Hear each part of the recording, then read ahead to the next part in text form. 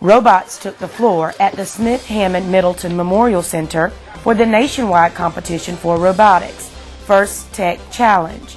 The First Tech Challenge was held on the campus of South Carolina State University and was sponsored by South Carolina State University 1890 Research and Extension. 15 teams from North and South Carolina competed in the event with handmade robots in an effort to qualify for the upcoming championships. Well, this First Tech Challenge, it was introduced by Dean Kamen out of Manchester, New Hampshire. He realized there was a need to get our kids excited about science, technology, engineering, and mathematics, because America was losing its lead to the rest of the world in producing scientists and mathematicians. So what he thought he would do was couple science, technology, engineering with an athletic event. And that's when they came up with the First Tech Challenge. 3 of the teams were from the Anderson Career and Technology Center in Williamston, South Carolina. The Fembots Team 311 reiterated the importance of safety. A big part of what we do, this is our safety weeple, and we promote safety first, in helping people wear their safety glasses and just being safe when they're using power tools and things like that, because we never want anybody to get hurt or anything like that. The challenge this year was really, really difficult compared to the 2 years before that I've done it. The first year I did it was with pucks. That was the scoring, the thing you scored with. And then the second year was wiffle balls. Well, this year's batons. And it was really, really, really hard to get over the challenge of doing the magnetic batons and placing sensors and things in your robot to where it would be able to sense the magnetic one and score it properly. So that was a big thing that we had to get over as a team.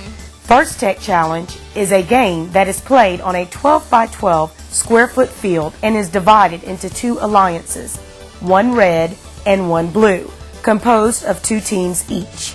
The alliances compete in matches consisting of a 40-second autonomous period and a 2-minute driver-controlled period. In this challenge, for instance, they have to do an autonomous operation where the robots have to move on their own for 40 seconds and achieve certain tasks. Then they have to pick up batons, which are basically small pieces of PVC. They have to score them in a rolling goal. And they also score points by balancing on a bridge or by detecting hidden objects with a magnet detector. We've been working hard trying to engineer our robot, getting everything programmed to work, to function properly. Our basic design is the use of an arm that extracts using motors and servos to pick up the PVC pipes. We program the robot using Robot C. The object of the game is to score more points than the opposing alliance by emptying baton dispensers filled with 6-inch long PVC tubes and placing them in stationary and rolling goals. During the game, teams are challenged by completing tasks. Students use special kinds of PVC tubes to earn extra points and possibly double points for a goal at the end of the match. Batons scored during the autonomous period are counted once at the end of the period and again at the end of the driver control period if they remain in the goal.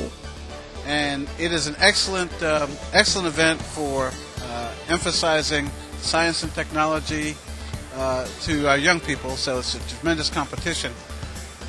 We've been very fortunate to have a lot of outstanding teams, including from the Governor's High School and here at OW and so many other great teams to compete in this program. It is also, and I don't mind saying this, an excellent recruiting tool for South Carolina State.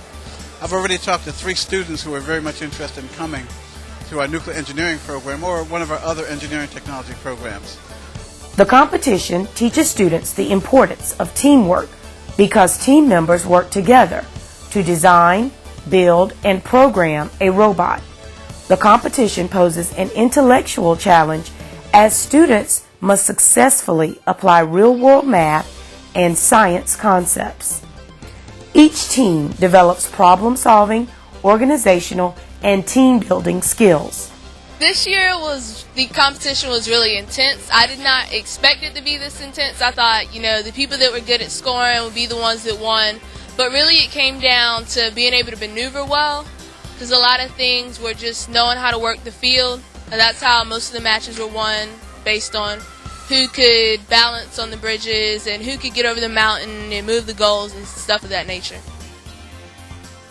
Delbert T. Foster, 1890 Extension Administrator, states that the ultimate goal of First Tech Challenge is to reach more young people with a lower cost, more accessible opportunity to discover the excitement and rewards of science, technology, and engineering. To that end, 1890 Research and Extension supports programs of this magnitude because they have such a lasting personal and professional impact on students. We've been working with the robotics competition for about 7 years, and this is a fantastic program because it allows our students to participate in building the robot. It helps with collaboration. It helps them to explore technology, something that's greatly needed. Demaya Richardson states that First Tech Challenge proved to be a success because while students were able to compete for college aid and scholarships, they were also introduced to the fundamentals that will be used throughout their academic careers. At the end of the competition, students received awards and trophies for their accomplishments. Award categories were First Tech Challenge Inspire Award, First Tech Challenge PTC Design Award, First Tech Challenge Connect Award, Rockwell Collins Innovate Award, the First Tech Challenge Think Award.